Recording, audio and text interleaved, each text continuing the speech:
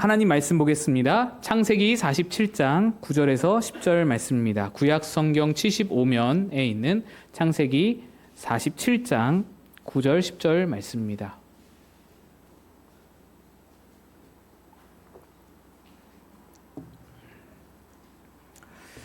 창세기 47장 9절 10절 말씀 우리 한 목소리로 합독하여 읽겠습니다. 시작.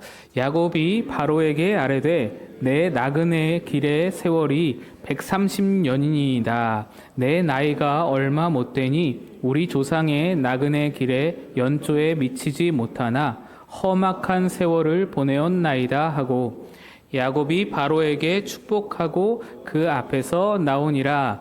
아멘. 기도하겠습니다. 하나님 아버지, 오늘도 우리를 불러주심에 감사드립니다. 부르셨으니 은혜 주시고 부르셨으니 깨닫게 하셔서 하나님의 말씀이 우리의 마음에 우리의 삶에 역동하심을 보게 하여 주옵소서. 전하는 자 감추시고 은혜만 바라오며 예수님 이름으로 기도합니다. 아멘. 할렐루야. 여러분 반갑습니다. 저는 이번 한 주간 여러분이 너무너무 보고 싶었습니다.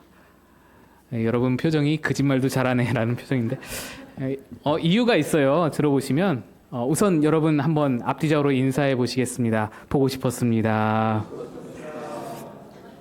네, 역시 보고 싶지도 않은데 목사님이 거짓말 시킨다고 그렇게 생각하시는 것 같은데 제가 여러분이 보고 싶었던 이유는 여러분 덕분에 지난 한 주간 우리 지난주에 은퇴 임직식 있었잖아요. 그 이후에 제가 오신 손님들로부터 칭찬을 너무 많이 받아서 여러분이 너무 고맙고 자랑스러워서 그래서 보고 싶었습니다. 교회 분위기가 너무 좋더라 이런 얘기는 뭐 수도 없이 들었고요. 특별히 지난주에 저희 아버지께서 오셨잖아요. 저희 아버지가 지난주 오후 예배 오셔서 2번을 놀라셨다는데 주차장 들어서자마자 장로님이 주차 안내하시는 거 보고 놀라고 또 예배 마치고 나가실 때 찬양대 지휘자가 띠두르고 수건 나눠주는 거 보고는 또 놀라고 그렇게 2번을 놀라셨다고 말씀을 하셨습니다.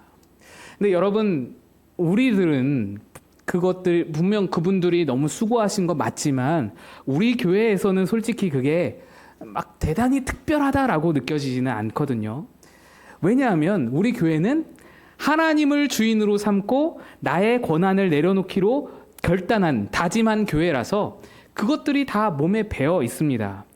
순서 맡으신 목사님 사모님이 오셔서 우리 교회에서 이제 영접을 하는데 원로 장로님들이 그 목사님하고 같이 이제 합석해서 에헴 하고 앉아 계시는 게 아니라 원로 장로님들이 음식을 나르세요. 휴지를 나르시고요. 커피를 나르시고요. 가만히 앉아 계시지 못하고 계속 나르세요. 손님들이 깜짝 놀라셨습니다. 아유, 장로님이 이런 거 하시냐고. 우리 교회에서는 이게 특별한 게 아니고 몸에 배어 있는 거예요. 아니, 어느 교회 장로님이 매주마다 쓰레기 분리수거 도맡아서 하시겠습니까? 그렇지 않습니까, 여러분? 어느 교회 오르간 반주자가 고무장갑 끼고 주방에 들어가서 설거지 하겠습니까? 또 남자분들이 설거지하는 교회도 그렇게 많지 않습니다. 주방도요, 여러분 요즘에는 주방 일이 너무 많이 힘드니까 모든 교회마다 정말 제가 듣는 교회마다 다 여전도회가 로테이션으로 돌아가면서 맡습니다. 한 주 한 주씩. 우리 교회처럼 6년을 뚝으로 한결같이 그렇게 맡아서 주방일 하시는 권사님들이 없습니다. 이제는 없습니다. 우리끼리의 얘기지만 하나님이 주인 되신 교회 우리가 세우고자 하니까 하나님이 주인 되신 교회를 여러분이 다니시다 보니까 이런 모습을 자주 이렇게 우리가 놀라지 않게 자주 익숙하게 볼 수 있는 것이지 자꾸 사람이 권리와 권한을 다 챙기는 그런 교회를 다니다 보면 우리 교회의 이런 모습 보고 놀라는 거예요. 놀라운 겁니다. 말씀드린 그런 분들뿐만이 아니라 교사로, 찬양대로, 재정부로, 꽃팀으로, 음향방송으로 보이지 않게 얼마나 많은 분들이 수고하시는지 다 알지를 못합니다. 그래서 우리 교회를 좋은 교회로 만들어 가시는 여러분의 모습이 너무너무 사랑스럽고 자랑스럽고 한 주간 너무너무 예쁘고 칭찬을 해주고 싶어서 그래서 보고 싶었다라는 것입니다. 예, 거짓말 아니고요. 보고 싶었습니다. 이제 우리 내용을 좀 알았으니 다시 한번 인사해 보겠습니다. 보고 싶었습니다. 네, 감사합니다. 여러분들의 이러한 섬김이 바로 예수님 말씀하시는 자기 부인이고 자기 비움인 줄로 믿습니다. 만약에 우리가 내 자존심, 내 권한 이런 것들에 집착을 한다면 우리는 이런 어떤 아름다움, 이런 어떤 우리 자랑 이런 것들을 절대로 만들 수가 없습니다. 이런 따스함 이런 게 절대로 나올 수가 없습니다. 1999년 미국의 심리학자 사이먼스라는 사람이 36명의 대학생들을 실험 참가자들로 모집하여서 75초가량의 영상을 보여줬습니다. 이 영상에는 흰색 셔츠를 입은 A팀 선수 3명과 검은색 셔츠를 입은 B팀 선수 3명이 농구공을 서로 패스하는 그런 장면이 담겨 있습니다.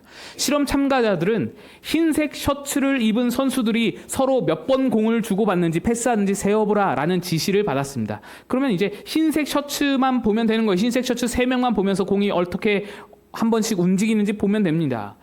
그래서 모든 참가자들이 그걸 집중하고 그것을 세어 보았습니다. 99% 이상의 사람들이 정답을 맞힐 수 있는 아주 간단한 과제였습니다. 그런데 영상 시청이 다 끝난 다음 실험자들은 이런 질문을 받았습니다. 혹시 고릴라를 보셨나요? 대부분의 참가자들은 고릴라를 전혀 보지 못했다고 대답을 했습니다. 그런데 사실 영상 중반쯤에 고릴라 분장을 한 사람이 화면 한가운데 나타나서는 영화 킹콩처럼 이러고 주먹으로 가슴을 쾅쾅쾅쾅 치고 이렇게 큰 동작을 보이고는 유유히 걸어서 사라져 갔다는 것입니다. 너무나 분명하게 다 볼 수 있게 나타났다가 사라진 고릴라를 수많은 참가자들이 전혀 알아채지 못했다라는 것입니다. 이 현상을 보이지 않는 고릴라 현상이라고 부릅니다. 실제로 저도 이 영상을 처음 봤을 때 흰색 그 팀들이 패스를 주고받는 것을 집중하여 보다가 고릴라를 보지 못했습니다. 실제로 보지를 못했습니다. 나중에서야 알게 됐습니다.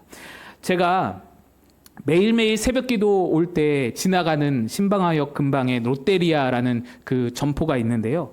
제가 매일 새벽마다 그 앞을 지나가요. 매일매일. 그런데 매일 지나가면서도 한동안 거기에 롯데리아가 있었는지 전혀 몰랐습니다. 이곳에 이사 온 지 4년 만에 처음으로 그 롯데리아를 알게 됐는데 그걸 알게 된 것도 저희 아내가 알려줘서 알게 됐어요. 만약에 아내가 알려주지를 않았더라면 제가 아직까지도 몰랐을지도 모릅니다. 여러분도 다 경험해 보셨을 겁니다. 특히 남자분들은요. 퇴근해서 집에 딱 돌아갔더니 부인분께서 여보 나 오늘 뭐 달라진 거 없어? 이러실 때 이렇게 물어보실 때 남편분들이 무척 긴장하게 되잖아요. 뭐지? 뭐가 달라졌지? 긴장하게 되는데 그게 바로 보이지 않는 고릴라 현상이다라는 것입니다. 특정한 정보에 주의를 집중하다 보니까 불필요한 자극은 무시하게 되는 것. 선택적 주의를 한다라는 것입니다. 그런데 이것이요. 우리의 육적인 눈에만 작용이 되는 것이 아니라 영적으로도 동일하게 적용된다라는 것입니다. 우리가 인생을 살다 보면 때때로 무언가에 집중할 필요가 있습니다. 집중이 중요합니다. 일시적으로 무언가에 집중하는 것 괜찮은 겁니다. 필요하고 중요한 겁니다. 그런데 그 집중이 지나쳐서 그 집중이 계속되다가 지나쳐서 선을 넘어서면 그것이 집착에 이르게 되고 그 집착이 우리 안에 있을 때에 보이지 않는 고릴라 현상, 반드시 보아야 할 것인데 그 보아야 할 것을 놓치고 살아가는 현상이 우리 삶에 나타나게 된다는 것입니다. 예를 들어서 아이를 잘 양육하고 싶어요. 우리 아이를 잘 양육해서 좋은 엄마가 되고 싶어요. 그래서 좋은 엄마 되기를 기도하는데 그 집중이, 그 열정이 선을 넘어서 어느 순간 집착이 되어버리면, 아이에 대한 집착이 되어버리면, 그러면 그 집착이 다른 것들에 대한 모든 것을, 시야를 가리게 됩니다. 그 눈이 가려져서 남편이 망가지고요. 내 자신도 망가지고요. 살림살이가 망가지게 되고요. 그런데 그렇게 집착해서라도 다른 거 포기하고서라도 아이라도 잘 키워낸다면 모르겠는데 참으로 안타까운 것이 수많은 경우에 엄마의 집착은 아이마저도 망치게 된다는 것을 우리가 너무 자주 보게 되는 것입니다. 돈 벌어서 내가 좋은 일 해보겠다고 선한 뜻으로 아주 좋은 의도로 돈벌이에 열정을 쏟습니다. 돈벌이를 해가지고 내가 돈을 열심히 벌어서 내가 좋은 일 해야지라고 좋은 의도로 그렇게 시작을 했는데 그 열정이 선을 넘어서 집착으로 변질되다 보면 돈은 벌 수 있을지 몰라요. 돈은 얼만큼 벌 수 있겠죠. 그런데 가정이 망가집니다. 피폐해집니다. 그리고 그 인생이 얼마나 추해지는지, 얼마나 망가지는지를 우리가 우리 주변에서도 흔히 볼 수 있지 않습니까? 주변에 친구가 없고 사람이 없는 그런 외로운 인생을 살게 되는 것을 우리가 종종 보지 않습니까? 집착하면 다른 것이 보이지 않기 때문입니다. 집착하면 다른 것에서 시야가 닫히기 때문입니다. 그런데 다른 것들 안 보이는 거는 좀 괜찮다 하더라도, 그렇다 치더라도 가장 중요한 것을 놓치게 된다면, 가장 중요한 것, 우리 삶 가운데 들어오셔서 역사하시고 일하시는 하나님, 선함으로 우리를 이끌어 가시는 하나님, 우리를 묶어서 할 일이 있다고 우리를 부르셔서 우리를 붙들고 이끌어 가시는 그 하나님을 우리가 볼 수 없다면 그만큼 큰 손해가 없다는 것입니다.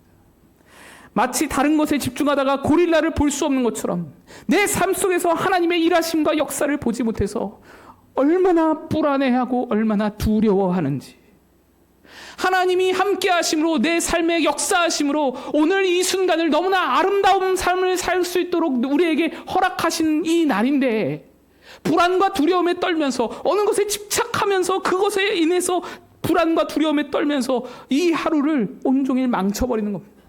다 내다 버리는 겁니다. 하나님이 우리에게 주신 선한 하루를, 너무 좋은 하루를 그 걱정과 근심 속에, 슬픔 속에 내버리는 그런 모든 것이 다 집착에서 시작된다라는 것입니다.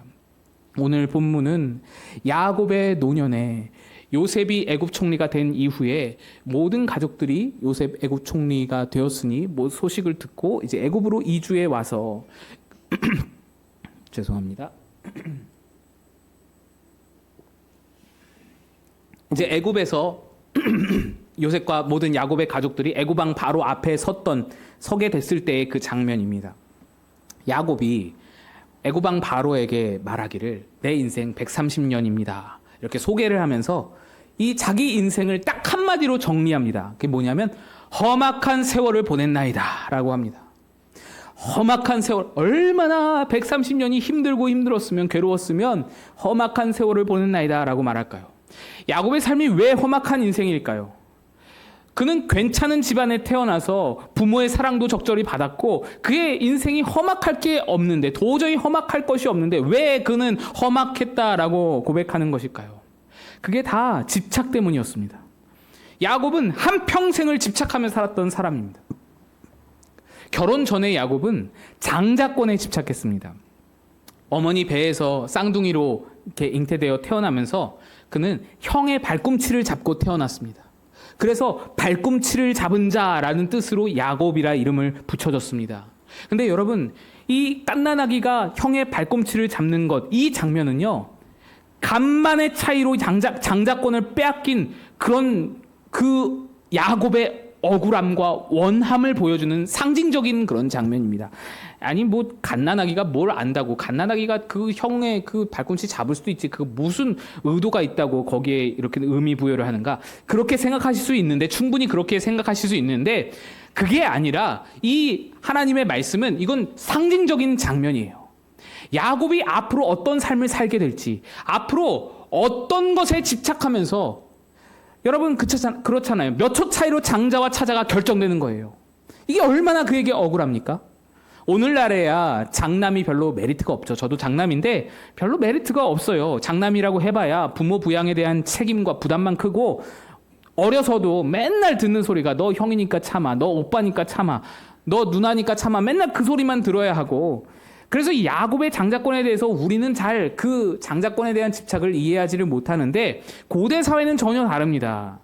고대 사회에서는 장자만이 가문의 역사를 계승했습니다.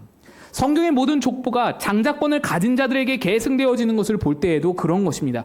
모든 아버지의 역사는, 아버지의 걸린 하나님의 약속은 다 장자에게 상속이 됩니다. 또 실질적으로 경제적으로도 큰 차이가 있는데, 장남은 아버지 유산의 2몫을 받습니다. 차남과 달라요. 아들 둘인 집안에 아버지가 돌아가시면 아버지의 유산을 셋으로 나눕니다. 둘이 아닌 셋으로 나눠서요, 두 몫을 장남이 갖고 한 몫을 차남이 갖습니다. 그게 2배인 거예요. 두 배로 차이가 나는 거예요. 엄청난 차이죠. 이 엄청난 차이인데 그것이 몇 초 사이에 이 쌍둥이니까 몇 초 사이에, 한 1, 2년 사이에 그렇게 갈라졌다라고 한다면은 뭐 괜찮아요. 그럴 수 있죠. 인정할 수 있죠. 그런데 몇 초 사이에 이게 갈리니까 야곱이 억울하다라는 거예요. 억울해서 형 뒤꿈치를 잡는다라는 거예요. 너 가지마, 내가 먼저 나갈 거야. 이게 된다라는 거예요. 그 상징적인 모습을 보여주는 것입니다. 그런데 야곱이 실상 그렇게 장자권에 집착을 해서 얻은 것이 무엇인가요? 그렇게 야곱이 그 장자권에 집착하면서 팥죽으로 형의 장자권을 살려고 하고 또 아버지를 속여서 그 장자의 축복을 받아내려고 하고 그 모든 이야기가 모두 다 야곱이 장자권을 집착해서 비롯된 것인데 그렇게 야곱이 장자권에 집착해서 얻어낸 것이 무엇입니까? 야곱은 화가 나서 자기를 죽이려고 하는 형 에서를 피해서 쫓겨나듯 집을 떠났는데 떠나면서 아버지에게 상속권으로 두 몫을 챙겨받는 것은커녕 두 몫을 챙겨받기는커녕 양 한 마리도 받지 못했습니다. 나아기 새끼 한 마리도 받지 못했습니다. 그가 손에 잡고 가지고 나온 것은 지팡이 하나였습니다. 그가 얻은 것은 아버지가 축복해주는 축복의 말 한마디뿐이었습니다. 여러분, 이런 장자권이 무슨 의미가 있습니까? 이런 장자권은 아무 의미가 없는 거예요. 또 이렇게 해서라도 장자권을 이제 얻었어요. 야곱이 그렇게 집착하고 그렇게 얻고 싶어하던 장자권 얻었어요. 그러면 이제 좀 집착을 내려놓을 만하잖아요. 그런데 야곱의 인생은 계속해서 대상만 바꾸어서 또다시 집착을 이어갑니다. 야곱이 도피아에서 도착한 곳은 외삼촌 라반의 집이었죠. 그곳에서 라반의 딸 라헬에게 첫눈에 반해서 사랑에 빠졌습니다. 고대 사회는 신부와 결혼하려면 장인에게 신부의 값을 쳐줘야 되는데 야곱이 라헬과 결혼할 때 그 라반에게 주기로 한 신부의 값은 노동자의 7년치 연봉 전부였습니다. 노동자의 7년치 연봉 전부. 그런데 야곱에게는 돈이 없으니까 그것을 무급으로 봉사하면서 7년을 일해주기로 약속한 것입니다. 여러분, 7년치 연봉을 오늘날로 치면 얼마일까요? 1년 연봉을 조금 적게 잡아서 5천만 원이라고 잡아도 그래도 7년이면 3억 5천입니다. 성서학자들은 고대의 기준으로 볼 때 통상적인 신부의 값의 2배만큼에 해당하는 큰 돈을 야곱이 7년 동안 무급 봉사하면서 장인에게 바친 겁니다.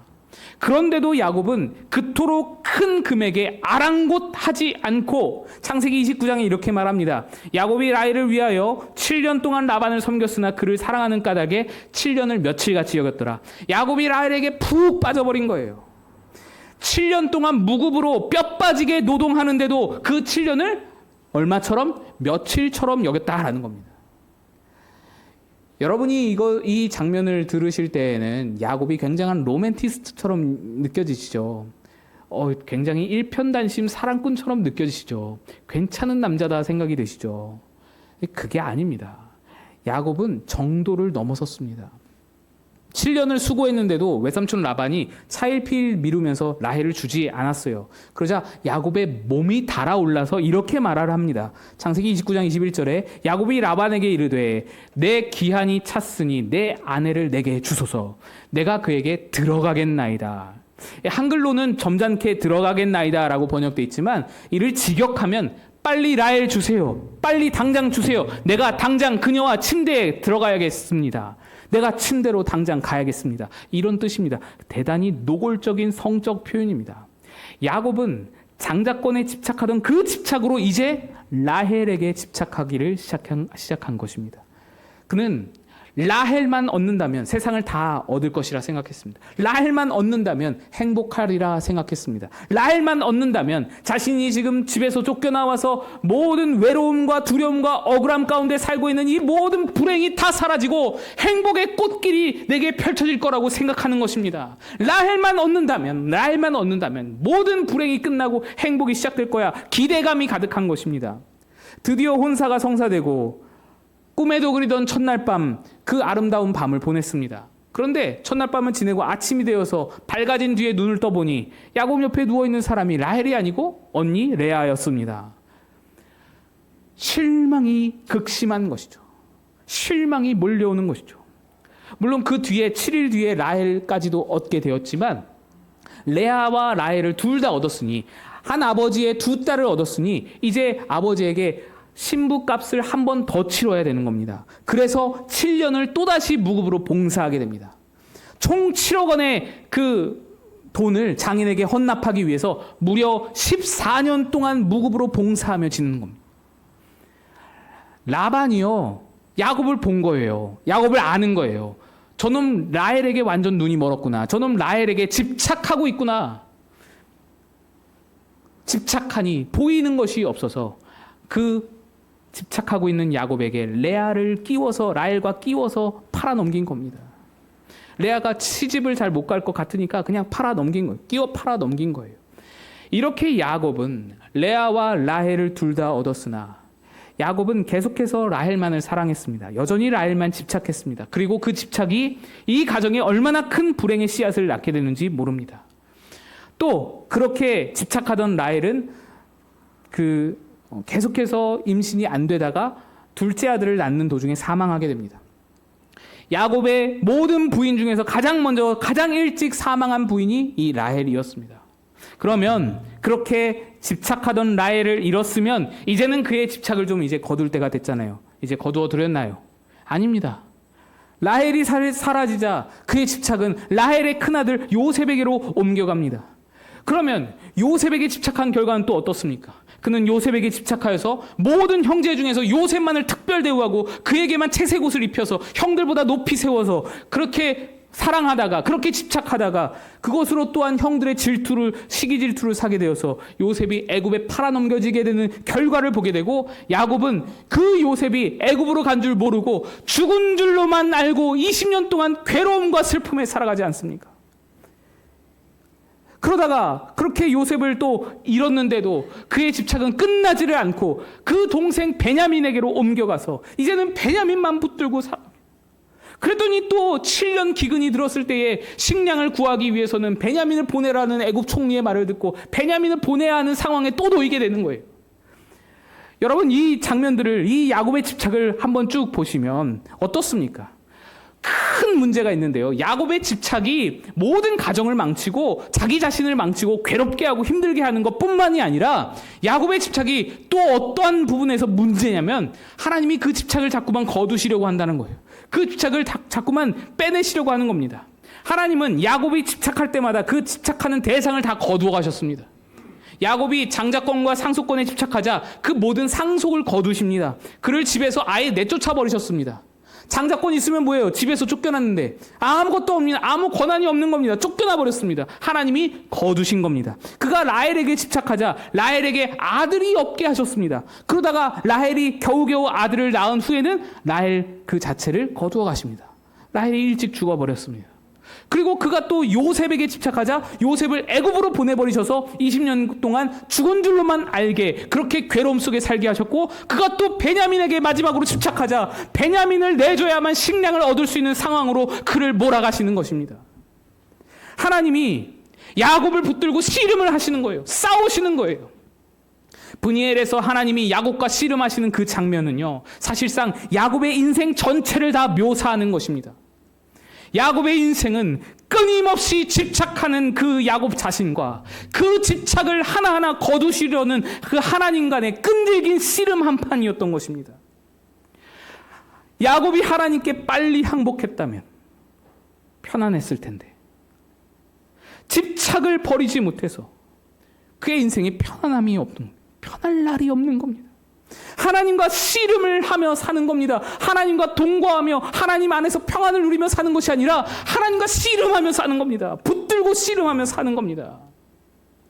그러면 하나님은 왜 그렇게 야곱의 집착을 거두려고 하십니까? 하나님을 신뢰하라라는 겁니다. 세상의 다른 것들로 붙잡고 그것을 의지하면서 살지 말고 나를 의지하면 내가 너에게 평안을 줄게. 내가 너에게 공급해 줄게. 내가 너의 필요한 것들을 내가 허락해 줄게. 내 계획과 내 일함으로 너를 돌보아 줄게. 하나님의 계획과 하나님의 일하심을 믿고 그 안에서 평안을 누려라. 이 말씀을 하시는 겁니다. 하나님은요, 처음부터 야곱을 향해 계획을 가지고 계셨습니다. 아주 놀라운 계획을 처음부터 다 짜놓고 계셨습니다. 야곱과 에서가 잉태되었을 때, 뱃속에, 리브가 뱃속에 잉태되었을 때에 아버지 이삭이 이 리브가 뱃속에서 이 쌍둥이가 서로 막 다투니까 아버지 이삭이 이 아이들에 대해서 이 아이들이 어떻게 될지 하나님께 묻습니다. 하나님이 이렇게 대답하세요. 창세기 25장에 여호와께서 그에게 이르시되 두 국민이 내 태중에 있구나. 두 민족이 내 복중에서부터 나누리이다. 이 족속이 저 족속보다 강하겠고 큰 자가 어린 자를 섬기리라 하셨더라. 하나님은 이미 야곱과 에서가 뱃속에 잉태될 때부터 하나님은 야곱을 장자로 삼으실 계획을 다 가지고 계셨습니다. 큰 자가 어린 자를 섬기리라. 야곱이 장자가 될 것이다 라고 다 계획을 해놓으신 거예요. 하나님이 야곱을 장자로 삼으시겠다고 결정을 하셨는데 아버지 이삭이 그거를 어떻게 막아설 것이며 형 에서가 이것을 어떻게 가로챌 수 있겠습니까? 야곱은요, 어떤 상황이 벌어졌어도 하나님을 믿고 신뢰하고 기다릴 수 있었어야 되는 거예요. 하나님이 하시겠다는데 야곱이 그걸 쥐고 집착할 필요가 없었던 겁니다. 설사 아버지 이삭이 형 에서에게 장자권을 축복하는 그 순간이 실제로 온다고 하더라도 야곱은 믿음을 가지고 기다렸어야 하는 거예요. 기다렸으면 하나님이 그 모든 일들을 뒤집어서 반전으로 야곱에게 장자권을 돌려주실 것이었습니다. 하나님의 계획입니다. 하나님이 행하실 것을 믿고 기다렸으면 장자권은 자연히 순탄하게 야곱에게 오는 것이었습니다. 또 하나님은 레아와 라헬과 그의 여종들을 통해서 4명의 부인을 통해서 12명의 아들이 태어나서 그들이 이스라엘 민족을 이룰 것을 이미 다 계획하셨습니다. 오히려 야곱의 그 라헬을 향한 집착이 서로의 그 라헬과 레아의 모든 부인들 간의 시기심을 이 야곱의 집착이 만들어냈고, 그리고 그 시기심은 자녀들에게로 전해져서 형제들 간에 죽일 듯이 미워하는 그 갈등이 야곱의 집착에서부터 시작되게 된 것입니다. 하나님이 다 이루실 것인데 야곱이 집착하는 바람에 오히려 망가진 거예요. 또 그 다음에 야곱이 요셉에게 집착하지 않았어도 하나님이 요셉을 붙들어서 그 인생을 하나님 앞에 높여주실 그런 계획이 하나님께 다 있었는데, 하나님이 베냐민을 보호하시고 지키실 그 계획이 하나님께 다 있었는데 야곱이 요셉을 집착하고 베냐민을 집착했던 거예요. 스스로를 스스로 괴롭게 했던 겁니다. 결국 야곱의 집착은요, 아무것도 이룬 것 없었어요. 야곱의 집착으로 얻은 것이 무엇입니까? 아무것도 없었어요. 오히려 자기 자신뿐만 아니라 모든 가족들을 다 망가뜨리고 괴롭히는 해악 중에 해악이었을 뿐, 야곱의 집착은 아무것도 가져온 게 없습니다. 집착으로 이룬 게 없었습니다. 여러분, 야곱의 130년이 험난했던 이유가 이제 보이시나요? 하나님을 신뢰하지 못하고 자기 집착에 빠져 있었기 때문입니다. 하나님의 실력은 그 야곱을 들어서, 못났지만 그 야곱을 들어서 하나님의 나라를 이루어갈 이스라엘 민족의 아비가 되게 하실, 그것을 이루실 그 실력이 있으신 하나님인데, 그 계획을 가지고 이끌어 가실 능력의 하나님이신데, 이미 일하고 계시는 하나님이신데, 야곱은 고작 아버지에게서 그 장자권 물려받는 것에 집착하고 그렇게 붙들고 그것 때문에 고민하고 그것 때문에 밤을 새고 그것 때문에 그렇게 염려하고 안달복달했다는 것입니다. 하나님의 실력은 요셉을 들어서 상상도 못할 일, 애굽의 총리라는 것을 만들어서 온 집안 식구 70명을 다 먹여 살릴 뿐만 아니라 온 세계, 온 세상 사람들을 다 생명을 보존하는 일에, 그 놀라운 일에 요셉을 쓰실 계획을 다 가지고 계시고 그것을 이루실 실력 또한 가지고 계신 하나님이신데, 야곱은 요셉을 집착하면서 붙들고는 채색 옷 겨우 입혀주고 겨우 한다는 게 형들보다 높여서 시기 질투 사게 하고 그걸 하고 있다라는 겁니다. 야곱의 집착이. 야곱이 할 수 있는 것보다 억만 배나 더 크게 일하실 하나님의 약속이 이들에게 걸려 있는데, 내가 그 약속을 걸어서 내가 행하겠다 하시는데, 야곱은 아니요 그거 말고 이거 아니면 안 돼요. 이거 없으면 큰일 나요. 이거 없으면 내 인생 망해요. 집착하고 또 집착하고 자기 인생을 계속해서 험난한 가운데 몰아넣고 있다는 겁니다. 스스로 괴로움 가운데 들어간다라는 것입니다. 여러분, 혹시 야곱의 자리에 서 있지는 않으십니까? 야곱처럼 아무 도움도 안 되는 삶의 집착으로 주위 사람들과 자기 스스로를 괴로움에 몰아넣고 있지는 않으십니까? 여러분의 삶이 하나님을 신뢰함으로 평안함 가운데 거하지 못하고 괴롭고 두렵고 불안하고 걱정과 염려로 밤잠을 잘 날이 없고 근심으로 바람 잘 날이 없고 너무너무 부대끼고 너무너무 힘들고 너무너무 괴롭다면 나는 지금 과연 뭔가에 집착하고 있지는 않은지 스스로 돌아볼 수 있어야 합니다. 돌아볼 수 있어야 합니다. 그리고 여러분 삶에 어떠한 것이라도 집착이 발견된다면 그 집착을 이제는 떨쳐버리셔야 합니다. 집착은 백해무익한 것입니다.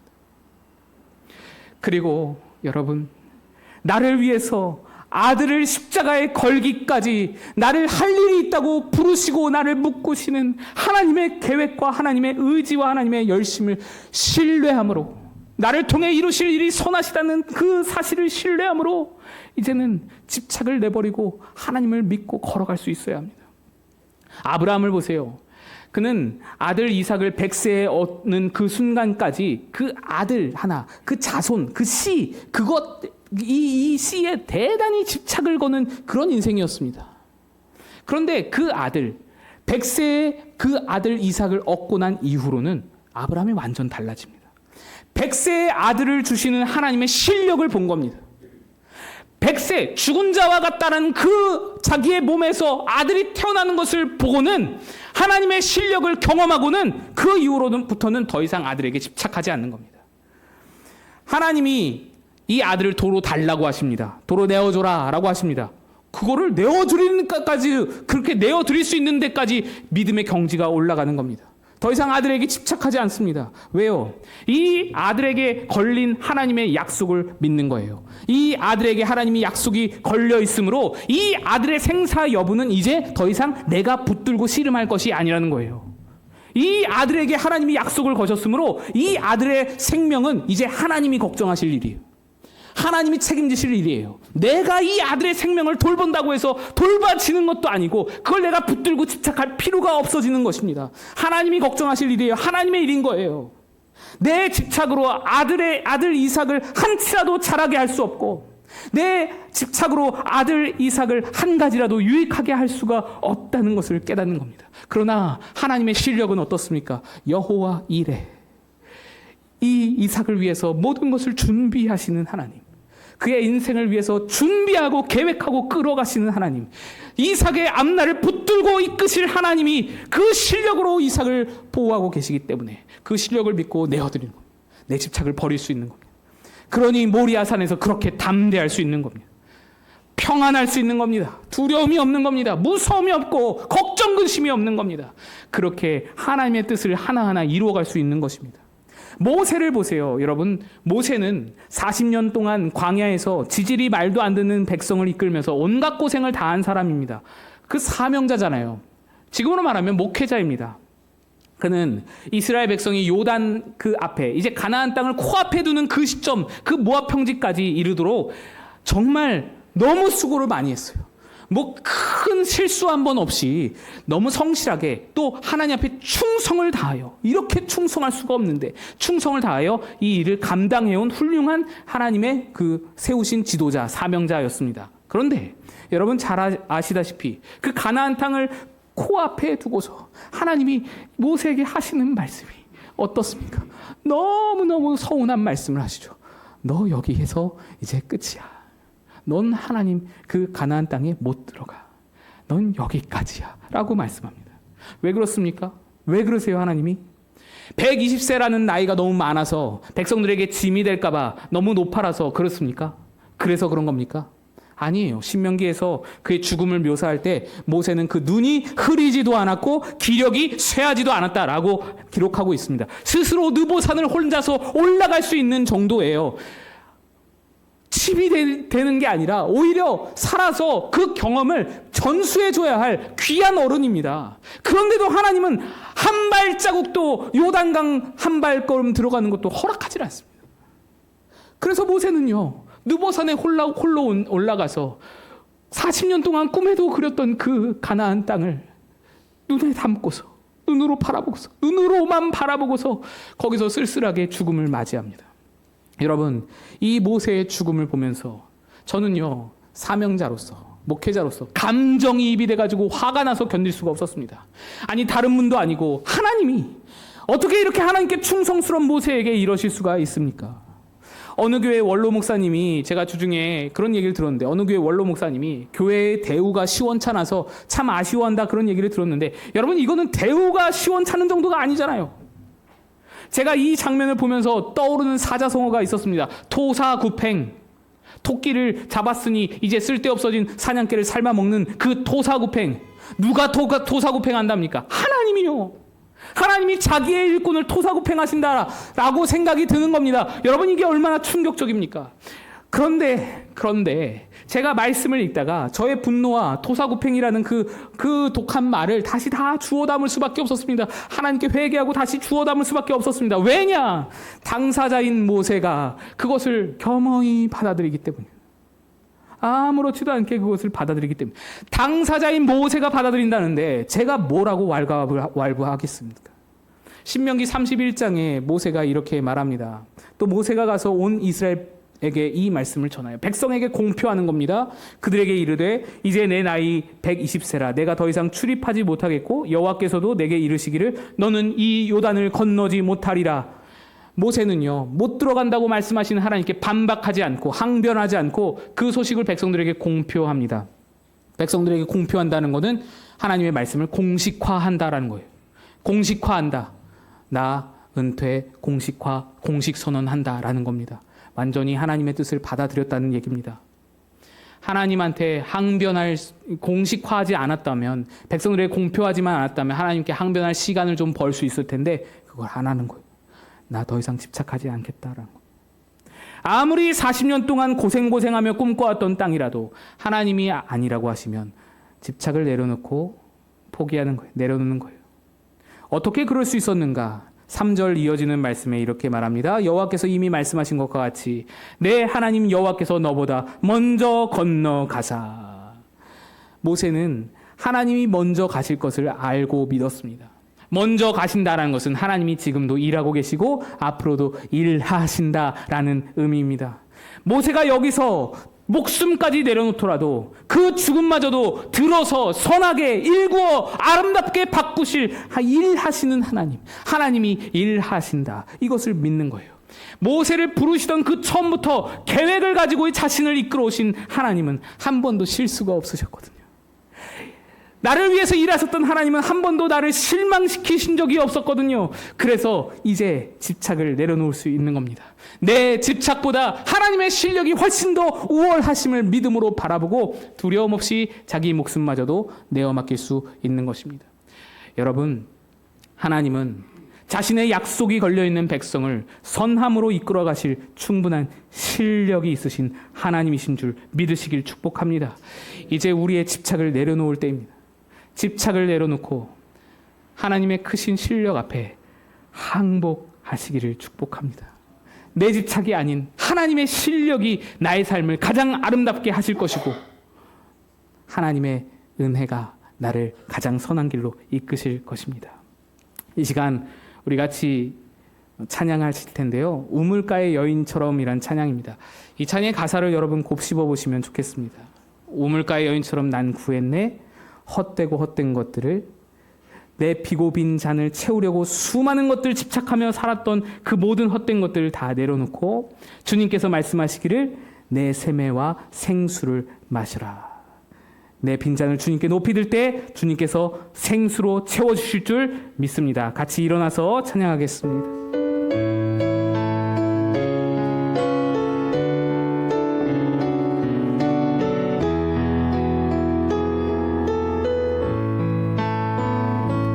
우물가의 여인처럼 난 구했네. 헛되고 헛된 것들을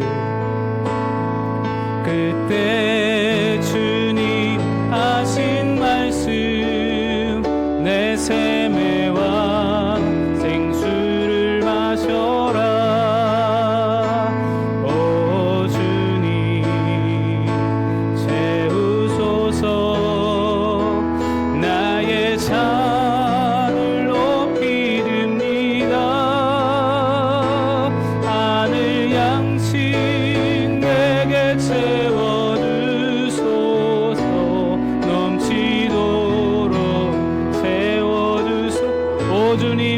주옵소서.